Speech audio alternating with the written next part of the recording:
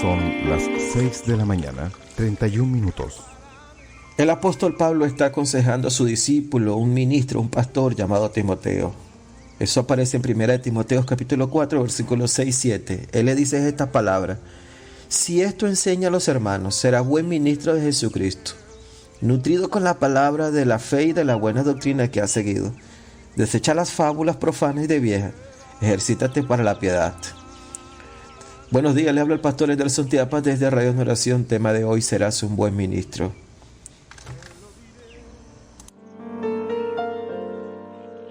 Como siempre. Este tema es dedicado para todos aquellos que se dedican al ministerio y tienen una profunda necesidad de hacer las cosas conforme a la voluntad de Dios y hacerlo bien. Josiah Elliott era un humilde predicador rural de Carolina del Norte. Por casi 50 años sirvió a Dios fielmente en pastorados en área rural. Pero Elliott quería ser el pastor de una iglesia en la ciudad, aunque solo fuera una vez en su vida. Frecuentemente oraba: Señor, no me dejes para siempre en el campo, permíteme pastorear una iglesia en la ciudad. Elliott nunca pastoreó una iglesia en la ciudad, pero Dios siempre bendijo su ministerio. De una de sus iglesias en el campo salieron dos hombres jóvenes que luego fueron presidentes de la Convención Bautista del Sur de los Estados Unidos. Y uno de ellos llegó a ser el presidente de la Alianza Bautista Mundial. Uno de ellos fue Casper Warren, un gran predicador que sirvió como pastor de la gran congregación de la primera iglesia bautista de Tulsa, Oklahoma. El otro fue George Truett, quien fue durante 47 años pastor de la primera iglesia bautista de Dallas, Texas, una de las más grandes iglesias bautistas del mundo. Estos dos hombres tocaron cientos de miles de vidas durante su ministerio.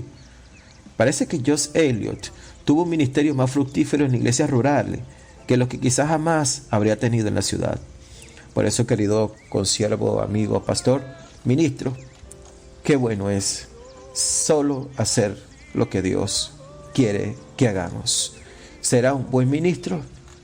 Pablo está aconsejando a su discípulo, pastor, cómo ser un buen ministro.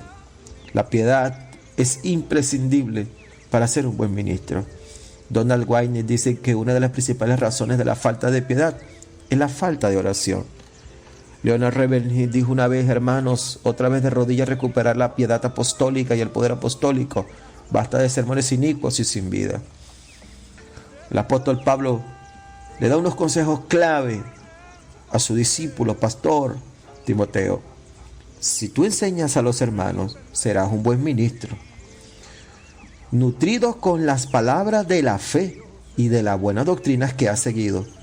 Pero si Timoteo iba a ser un buen ministro de Jesucristo, él y tú y yo debemos permanecer anclados en la palabra de Dios, siguiendo exhaustiva y cuidadosamente la buena doctrina. Esto es la clave de ser un buen ministro. Desecha las fábulas profanas viejas. Pocas palabras, no tomes en cuenta, no te centres en las palabras de los hombres. Céntrate, enfócate, ánclate en la palabra de Dios. Pastorea con la palabra de Dios. Ejerce un ministerio con la palabra de Dios. Pero permíteme decirte algo que le dice Pablo a Timoteo, muy clave: ejercítate en la piedad. Hace una comparación, una analogía entre el ejercicio corporal y la piedad. Quise investigar qué es piedad exactamente. La palabra piedad viene de la antigua palabra en inglés good likeness, que significa tener el carácter y la actitud de Dios. Piedad es eso, tener el carácter y la actitud de Dios. Por eso esta mañana hay dos consejos para que seamos un buen ministro. Anclémonos a la palabra de Dios y desarrollemos el carácter de Dios y la actitud de Dios en nuestra vida. Eso es piedad.